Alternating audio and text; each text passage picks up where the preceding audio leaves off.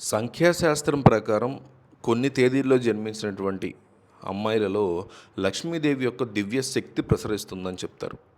జీవితంలో ఇలాంటి వ్యక్తి మీ సోదరి, కుమార్తె, స్నేహితురాలు లేదా జీవిత భాగస్వామిగా ఉంటే మీరు నిజంగా అదృష్టవంతులు. ఈ ప్రత్యేక తేదీలు విశ్వం వారిని సౌభాగ్యానికి చిరునామాగా ఎందుకు ఎంచుకుందనే చూద్దాం.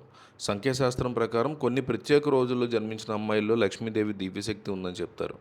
సో, ఇలా ఒక వ్యక్తి మీ జీవితంలో ఉంటే వాళ్ళని వదులుకోకండి. అది కేవలం సంపాదకుడి యొక్క అదృష్టం మాత్రమే కాదు. అది విశ్వాసంలో సనాతన శక్తుల అమోఘ దయను ప్రతిబింబిస్తుంది.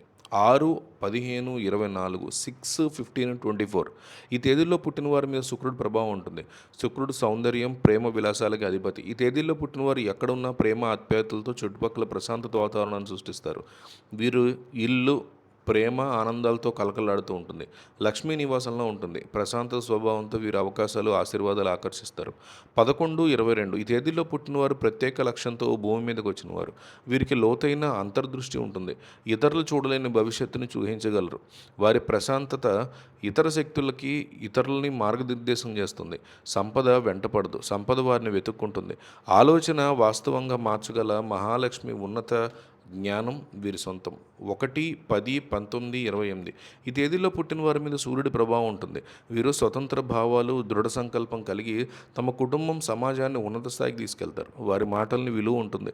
పనులు స్ఫూర్తినిస్తాయి. లక్ష్మీదేవి తేజస్సుతో ప్రకాశిస్తూ ఈ అమ్మాయిల రాకతో విజయం వెన్నంటే ఉంటుంది. 20, 22, 20, 29 ఈ తేదీలో జన్మించిన వారు చంద్రుని పాలనలో ఉంటారు. వీరు కరుణా వాత్సల్యంతో మిగిలిన వారిని ప్రభావితం చేస్తారు. లోతైన సానుభూతితో వాస్తవంగా వినడం ద్వారా ఇతరులకి స్వాంతనివ్వగలరు. వీరి ఇల్లు సామరస్యానికి నిలయం. నిశ్శబ్ద బలమే వారి అదృష్టానికి ఎప్పుడూ పునాదిగా ఉంటూ ఉంటుంది.